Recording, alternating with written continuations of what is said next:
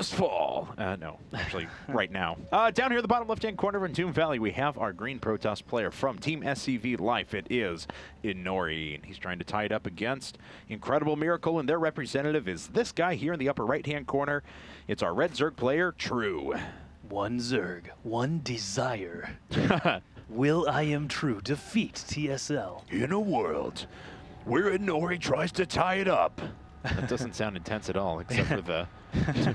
Inori's team is down 1-0 in a best-of-9. Inori needs to bring things back right now, or they will go down 2-0 in a best-of-9. Yes. Okay, so minus, there's not going to be any explosions just yet. We do actually have to spend several minutes building things, I'll probes shake and the drones. camera as if there's an earthquake. Oh, that would though. be awesome. In yeah, a world let's do where that. overlords still fly straight in an earthquake. I don't know. Is Entombed Valley like underground like Zelnaga Cavern was? It looks like it might Well, be. it's entombed, so I would assume that it's buried under something. So he's flying around underground in an earthquake. That is quite impressive. Oh no, the earthquake comes back. I sound more like Gun Run than anything whenever I do that. I hope Justin's watching. That was 90% Gun Run. Hello, it's an earthquake. I'm done. I'm sorry. If you guys don't know, watching the stream, I actually lived with Gun Run the first year that I was out here in San Francisco, and he sounds like that. If he put any amount of drama onto his regular speaking voice, that's what it would sound like. So that was pretty amusing. Either way, spawning pool coming up for True at a very normal time. No rush antics for him. And Nori is going to be dropping his Nexus before a Forge or Gateway. So there is actually an opportunity for True to try to get some damage in if he can scout that soon enough. But Forge is coming up immediately after the Nexus. Yes, it is. And Inori's still going to pylon block after that. I mean, it did come down a little bit later, and he didn't have to sacrifice the probe either, but there is now the potential for a little bit of damage to be passed on. Is at this point you want to have your second pylon and you want to have the gateway on the way. And Inori, okay, so he's actually going to let the pylon finish and use that to potentially produce a couple more probes. But that's, oh man, this is tough. I mean, he can do it, but it's a rough situation, and it's going to pay off because True decides to go after the pylon rather than head across the map. Yep. If True had decided to go for the pylon and just keep making lings, though, that would have been kind of fun to see. Either way, Inori does have his wall. Basically, actually not that complete yet. He still needs that gateway. If a huge Ling follow-up did happen, he could have been in trouble, but it looks like True is going to stop at just the customary 4 Lings to get that pylon out of the way. Now he can spread these Lings around and get some map vision out of the deal as well, so they're not just totally wasted. First cannon's up for Inori. If the Lings did try to run all the way around that, it only takes 2 shots to kill a Ling, so probably wouldn't have the best success there. Okay, and it looks like True is going to be warded away by the cannon, so everything's now stabilized and looking a bit normal. Inori does have double gas down. This one's been mining for just a little bit, but everything's pretty consistent with what I would expect to see. True, of course, just building up that drone count. When he gets around 35, he'll end up moving into gas. All right, Protoss versus Zerg seems to be more or less limited to 3 sort of builds. The first one being Immortal Sentry timings. Second one being as many gateways as you can possibly make and trying to surprise the Zerg or get some forward pylon action, take out hatches, stall the Zerg out. That can be a good strategy. And then Phoenixes. So I feel like Phoenixes lately have not been helping our Protoss players all that much. It looks like Zerg players are more or less equipped very well to deal with Void Rays, even from proxy Stargates with Queen Range and Sport Crawlers and things like that. It usually doesn't end up doing too much damage.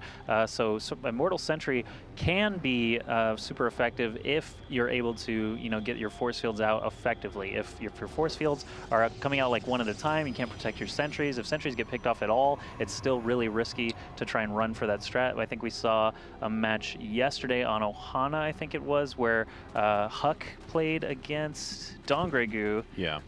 But Huck's sentries all got picked off. Area, yeah. Yeah. Oh, was it? Okay, yeah. Yeah.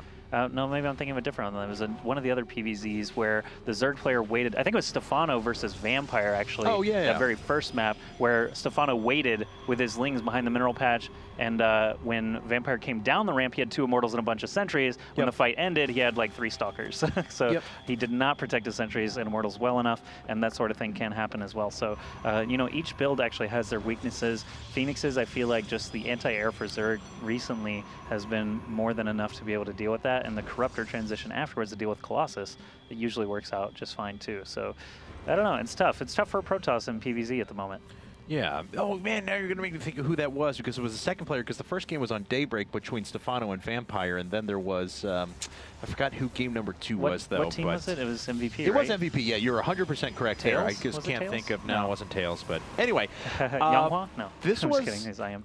This was kind of clever. Nori wanted to run up there, of course, with a just a Zealot and a Stalker. The idea is that you force your opponent to create a few additional Lings, and that'll allow you to a little bit more safely take this third base.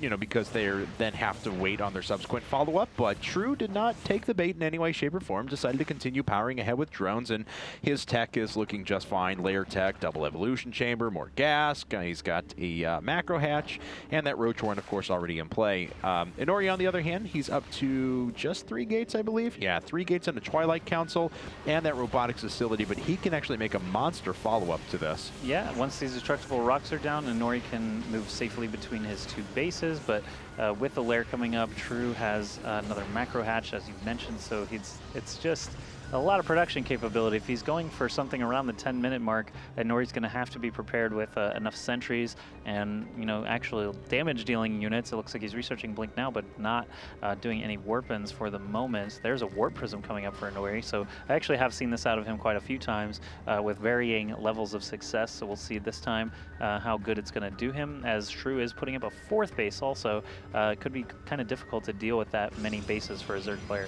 Okay, and this is going to be on a total of 6 gates, which is a little interesting, but of course, Shrew still has slowlings at the moment, so I don't think he's going to be able to get there in 10 seconds, though. That's the problem. If you've been able to hit a few seconds before that, it would have been fine, but with speed there, this is going to be a little bit more difficult. Yep, Zergling speed finishing just now. We've got +1/+1 on the way, Roach speed on the way. These Stalkers are going to catch a face full of Lings, and they do not have Blink yet. Here are all those sentries that we talked about. The force fields have to be great to protect all the sentries. He actually had a chance at that juicy sentry body there, but did back off with his Lings. He's actually going to continue running past and actually kind of stall out in the middle. So Inori's going to keep moving. He's got that warp prism just for the warp-in purposes. He is going to try and power down this hatchery. Cancel is forced. True loses. Oh no, keeps the drone. Interesting. So Inori still trying to keep this pylon alive from all these Lings that ran past earlier. Okay, he's got a lot of units up at the front with a 7th gate now, and with Blink, and with going to a 5th and 6th gas. So he'll have options to tech out of this, but you know, for now he is willingly, you know, setting behind his tech just a bit in order to get some pressure in. Okay, so I looked it up. It was Finale. Finale. Yep. Okay, thank you. Yes. You're right, Vampire was that first map. It was actually Daybreak or Entombed? Yeah, Daybreak, I believe Daybreak. it was. So, yeah, so the first map was Daybreak against Vampire. The second one was Finale on Ohana. That's the guy who lost all of his sentries that I talked about earlier. Nori actually might have lost his sentries a little bit earlier if True had committed to that, but now he's actually progressing through here, forcing that cancel on the 4th base. Did give True enough time to build some defenses back home, and this is still quite a large force. He's very kind of out of position to be able to deal with this at the moment. Okay, and I think Inori, he's maybe not done his damage, although he did delay the 4th base for a while, and I think that's enough. He may need to think about getting out of here, but already the Roaches are surrounded. He's committed at least for a second. He's doing a nice job keeping the set of Roaches off to the right, held off for a bit, but I think he has to give up this position. Looks like he is starting to walk home. Yeah, I don't think Inori got enough damage there with just the Stalkers and Sentries. A little bit surprised True didn't gun it for the Sentries a little bit faster. Inori does have that Warp Prism still flying around, but it looks like it's going to return home as well, or at least get out of vision of True and then loop back around to try to do some damage. Inori with Blink is going to be able to keep his Stalkers alive pretty easily against those Speedlings and Roaches, so he's just going to go back home as well, start getting his Immortal count up. And he does have, ooh, I like this. True depowering everything up at the front. There wasn't a second pylon there. Not only does this one need to be put down, but hopefully a couple more around the side too. So that's a little bit of production that's actually limited now as Inori is banking minerals. He should probably put down a couple more gateways or start moving up in tech. Yeah, if he does, then he can get some Colossi out. He's going to take another base instead, go for 4. At the same time, True is putting up his 4th hatchery again, the one that was canceled earlier. We see those 8 infestors coming out. Pathogen glands just now finishing +2/+2 melee and armor are going to be finished here relatively soon. More spine crawlers coming up. He saw the huge gateway composition, and spine crawlers do a great job of stalling that while, you know, if a Zerg player is on the ropes, they'll be able to just keep creating units, pull them up, and go for another big defensive push. But Inori, with this Warp Prism and actually any forward pylons that he placed, would still give him that momentum if he just chose to attack in. 4 Zealots already warped in now, so Inori can get there, basically drop those with instant speed and start doing a lot of damage to this probe line, drone line, excuse me.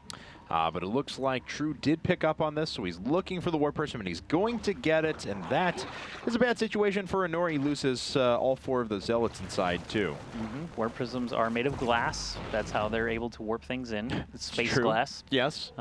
Just reflections. Yeah, they just warp in reflections of Zealots. There's one Zealot that all other Zealots are modeled off of. You probably noticed they look similar, except for their battle scars. No, but these Stalkers are going to take out an Extractor. The Sentry's doing a good job pinning back all of those Roaches and Infestors. Very good force fields, just 4 of them needed to do that, so very efficient with that energy, and he's going to double back, and looks like True wants to fight him in the open field. We'll see if that pays off. Oh, wow. He lands a couple of pretty clutch fungal growths that pin down all of the sentries, all of the casting units, and a lot of the Stalkers up at the front. There's not a lot to back this up, though, and there's still a lot of power inside of Inori's army. There we go. With the Infested Terrans down, that should be enough DPS to take out the Immortals, and looks like one of them is going to fall. No, he's not targeting it down. He's just kind of tossing those units away, so Inori takes some losses, but he keeps 2 of those Immortals alive, which is a really nice benefit to him. Yep, True just wanted some bodies, so he launched those Infested Terrans kind of all over. The fact that they do some damage as well is nice, but he was not really focusing them. We do have a Colossus out now for Inori with 2 more in production, plus 3 weapons on the way, and just another big round of Infestors coming out from True. And unfortunately, the Immortal does end up getting caught out in the middle. These Stalkers are being fungled. I know these are green units, so it's a little bit difficult to see there, but they were being fungled. That's why they weren't blinking. And this Colossus could actually bite the dust as well, but the Roaches are having a little bit of trouble continuing to push in and get position on these units. Yep, they still do need some support from Lings, perhaps another round of Roaches as well. We see 50 Lings in production right now for True, and he does have fairly good melee upgrades, so the fact that he's getting up to Hive, oh no, it looks like he's starting Corruptors, so he does want to go for Broodlords instead of Ultras. True is actually dropping a 5th base now as well. And I was wondering where the range was for those Colossi. It's only now coming up. And he just needs bodies on the ground here in a bit. Splash damage is nice. Surprised we haven't seen the Templar Archives, because Archons would just be brilliant. Nice job actually contaminating the robotics facility as well and limiting the production of Colossi for a while. Okay, 30 more Lings in production. True is not slowing down on that front. He's basically just doing this mineral dump, trying to get as many mineral-based units as he can so he can save that gas up for his eventual Broodlords. He's got about 500 saved now. He is maxed, so he's going to do one big attack for sure with all of these Lings and all of these Infestors. If he can keep the Infestors alive long enough to stay around for when the Greater Spire finishes and Broodlords start warping in, that's going to be a big advantage for him moving on. These Colossi, I'm not sure if they're Corruptors along for the ride. It doesn't seem like it, but these Infested Terran eggs actually get lasered down fairly quickly, and the Lings are more or less all destroyed already. Yes, but a lot of the ground forces did die for Inori, and he's lost one Colossus so far. The Corruptors are picking away at a second, and looks like this is slowly being fought back for Inori, and he will stabilize for the time being. One Colossus went down. It's a great boon to him that he's kept the others alive. Oh, he really has to watch out and pull those back. 82 Lings coming out now for True. 82 Lings is a lot of Lings.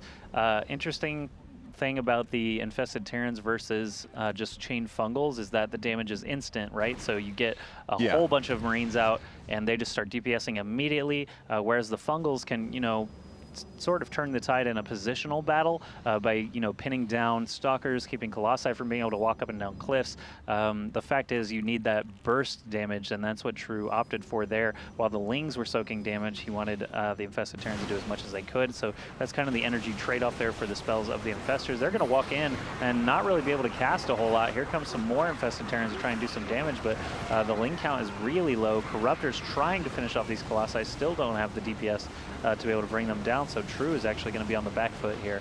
Yeah, so we'll see if Inori can actually press this advantage. He is taking a 5th base over here. All the Burrowlings were just out of position. They pick up on the fact that there is an expansion, but that's about all they get. Inori hasn't really, I'm going to actually check as he gets into position here. Yeah, hasn't really overproduced gateways or anything like that. He probably needs a few more in order to reproduce his army fully if we move into the super late game. Yep, another Warp Prism coming out for Inori. We got 7 Broodlords on the way for IGNProLeague, as well as all those top-level upgrades, Adrenal Glands, and 3/3 for his melee and armor. 32 more Lings, so he is still supplementing that ground force with more and more Lings as we move on. This Nexus is nearly destroyed. Of course, it will regenerate that shield. Inori is attacking down this hatchery with just a huge contingent of Stalkers. They're going to kill a lot of drones and maybe be able to get out of there before these Fungals start racking them down. Yeah, but they didn't kill the hatchery, unfortunately. 2 Infestors have died right away, but a lot of Stalkers went with that. And are there enough Stalkers left over now to get underneath the Broodlords and actually do the damage they need to? I'm not sure if he has enough. Yeah, he's only got about 10 standing. All the Infestors managed to finish off that Warp Prism and the Stalkers there. Actually, no, I don't know if he got the Warp Prism. It looks like, oh, it did escape safely with 4 Stalkers inside, but there were more than 4 Stalkers there that got destroyed. And Nori still just hanging on. He's got 172 supply. He's got his +3 upgrades now, getting shields to match.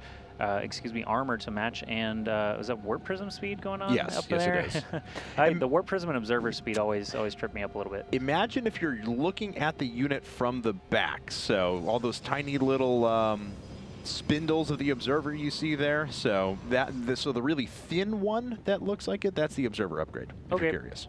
Yep. Yep. Always have to ask. 3 more cannons coming up for Inori. I'm not sure where those are at. Probably at that last base that he just got established, the one that's nearly dead. 4 more gateways being added on. So like you said earlier, he's going to need some more production capability for when these armies start trading more often. Templar Archive coming up as well, going to give Inori some options. I'm surprised, actually, that he hasn't put up that Templar Archive until 23 minutes in. And he is going to kill a hatchery in return here, but I don't know. I mean, his army could have responded to this potentially. I'm a little surprised that he's just giving this up so quickly.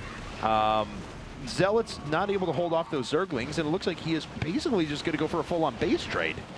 Yeah, this could take a while as there aren't any Immortals in the mix to help this out. He's going to actually kill another hatchery. There's only 2 hatcheries left for True, but True has a just massive force down at Inori's base. He's transferring a ton of drones, and that is the great thing about Zerg, right? You can just come over and build a hatch where your opponent's base used to be. So he may actually just bust all the way in, get those drones started on a hatchery.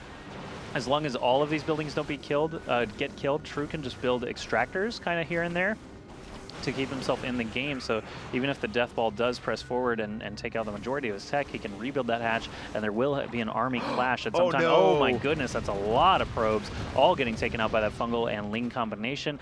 Both players supply blocked. Actually, Inori just under that supply block now, but True is just heavily blocked, even though he is totally destroying Inori's base back at his home as well. But losing those probes was actually critical because Inori no longer can build something across the map. He's got to, like, come in for a mission impossible here, grab some probes inside of the Warp Prism, and go back home, and it looks like he's staging up to do just that. Dun, dun, dun, dun, dun, dun, dun, dun, dun, dun, dun. Okay.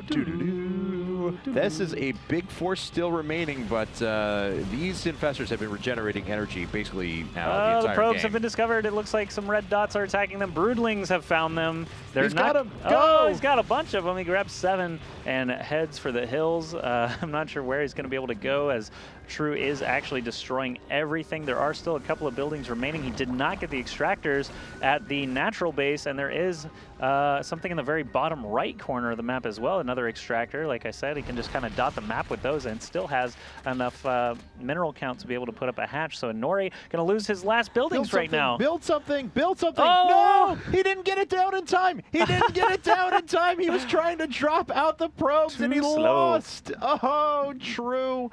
He manages to take the game, and they're up 2-0. Mission Impossible actually was impossible. So TD Chris just looked at us, he's like, is it over?